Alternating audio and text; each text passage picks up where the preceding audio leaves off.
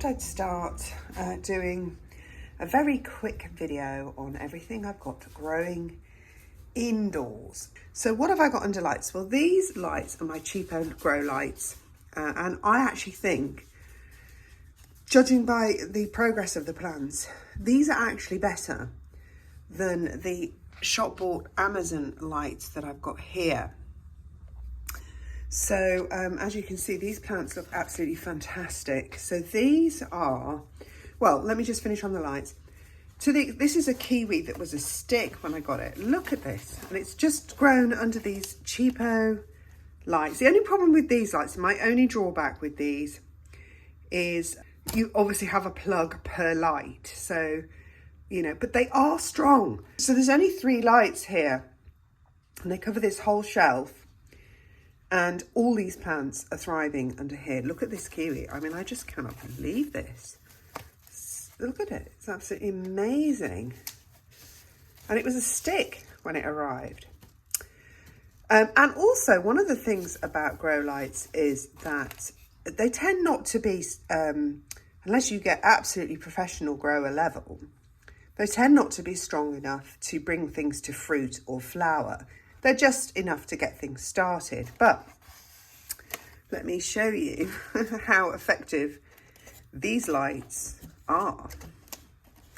I literally have marigolds, which I grew from seed under here, and they have flower buds. That is how powerful these super cheap. I must say, I'm a bit disappointed in these. I hope they will get bigger, because I did not intend to grow bedding plant marigolds, but maybe I didn't read the seed packet, or maybe they will just continue to grow.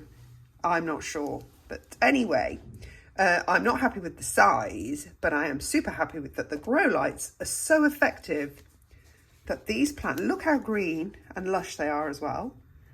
And they have produced these flower buds. So proof, if ever there was, that these grow lights, even though they're dirty from my art, because I use them for art as well, because they just produce such good light on the canvas. So what have I got then? Let's start. So I've got obviously my kiwi, which was cheap as chips, and I'm so glad I put it under the lights, because it would, I think, still be a stick by now. These are, these have only just been potted up, so these got these yellow leaves in their other pot. Now that they've been potted up, they are greening up nicely under these lights. And these are Ageratum Florists Blue. So these are, I'm actually growing these more for dried flowers, because I believe they dry very well. And I've got a lot of them because, well, when you're growing dried flowers, you don't just want a few measly sticks of dried flowers, you know, you do kind of need a lot. These are stocks. I don't know why I've got them under the lights, because stocks really should be started outside. I don't know why I've done this. I think I probably just got in a muddle. So I'm probably going to restart my stocks and put them just straight outside. Under here I have a rose cutting. This is my white soapy rose. I'll see if I can find some footage so you know what I mean. It was just bought from a DIY store. I normally always buy David Austin, but this one I bought, I don't know, I like the white, I like the small leaves and the little, the lovely little open flower heads. And it's in a pot, and I have another cutting outside which is taken, which I did last year, and I've done this one this year. And it again was doing nothing, just sitting in the water on the window ledge. So as soon as I put it under the light, the bud started swelling up and it started to grow. So I feel happy that I feel like I've saved that. That's pretty much all that shelf, because all these are, the rest are all these. So I have lots and lots of these Florists Blue Ageratum. I think that's what they are. Double check. If I'm wrong, I'll put the name up on the screen. Down here, obviously, I have these are on a heat mat. So these aren't on a heat. This is the only shelf that's not a heat mat on this. This is that cheap bamboo shoe rack I told you about in other videos. It's just a very, very cheap bamboo shoe rack, and I've got one on top of the other, and I've got another one in the greenhouse. And in my previous video on Lisianthus, I showed you, I think I had 2 or 3. I now have about 4 or 5, no, 6 or 7. So I've got 1, 2, 3. I know there's another one here. The tiny 4. 1, 2, 3, 4. And remember I said, I don't know, the seeds come pelleted, but they came pelleted with a kind of chalk pellet, which were all crushed. So I didn't know what was seed and what was chalk. So I don't even know where these ended up. But this is the Lisianthus Echo Pink F1. And this is the white here. And I've got 1, and I know I've got about 3 in here. Let me find, but they're so diddy. There's another one there, look, and there is another one there.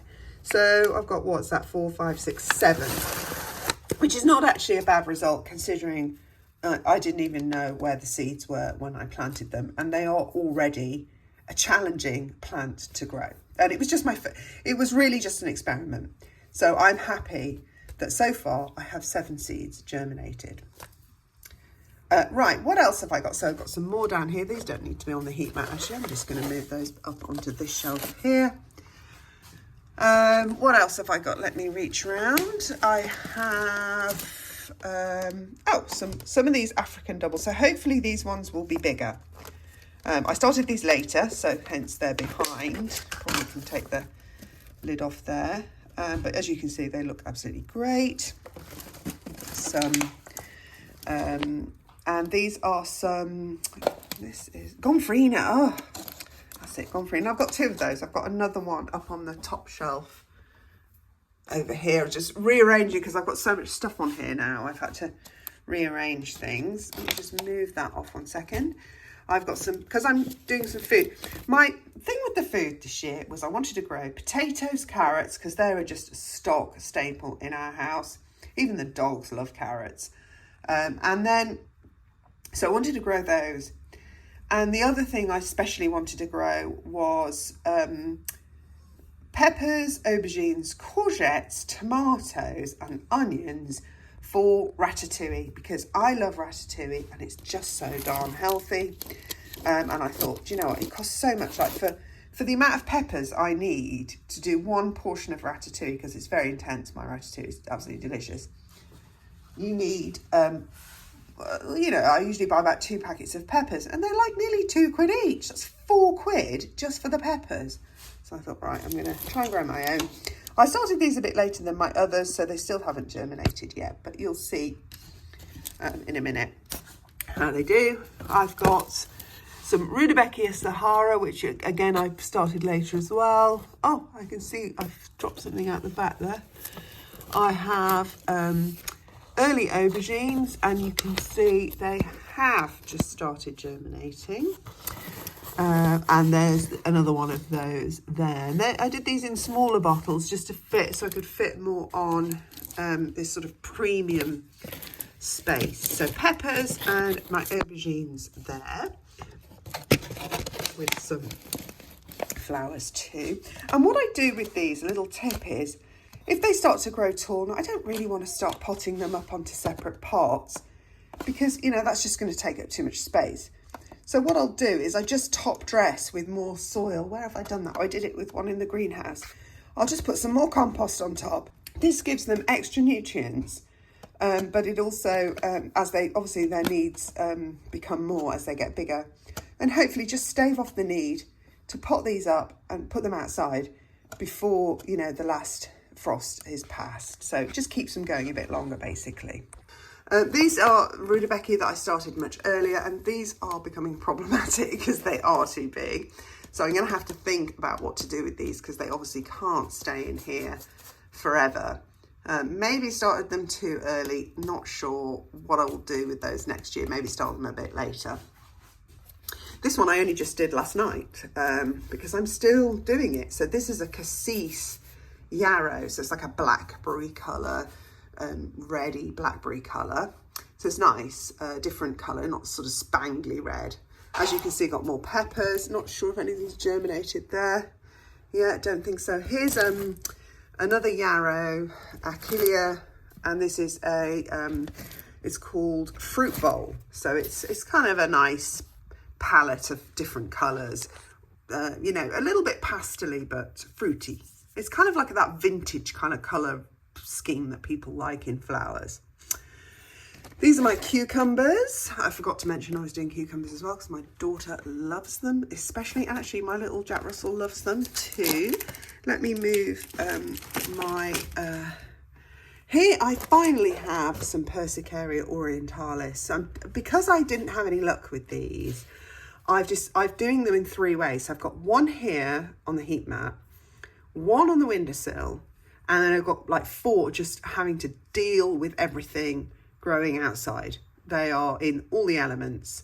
I figure if they self-seed, then surely they can cope with the elements. So what happened last year was that I germinated them in a heat wave, and they came on, but then I don't think they liked when the weather turned. I don't think they coped with that very well.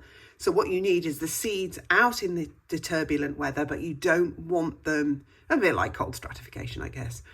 You don't want them germinating before they can handle what's to come. So you basically, in short, seeds need to be out in the winter. I'm guessing, don't quote me on this, for stratification purposes, but you don't want them germinating before that last frost is done with. So we'll see if I'm right. Some more aubergines here. Bit spotty germination there. A second variety that will mature later. My blooming courgettes are, again, massive, off the charts. And now I have also behind this rudbeckia here, I have some watermelon. Whoop, nearly dropping some. Let me get those Achillea, they can come off. Some watermelon, really happy with those. There is so much crazy wind out here at the moment. And watermelon, because they do require a very long season to mature, which we don't have necessarily here in the UK. In the southeast, we've got a better chance. But obviously to create that long season, these are going to stay under these lights on this heat mat for quite some time. More of the Gomphrena there. And then the final one on this mat under the grow lights is tomatoes. So there you can see some tomatoes. And I've got more tomatoes to come. But I obviously don't have the room for everything just now. So now let me figure out how these are all going to go back in here. Not too bad actually.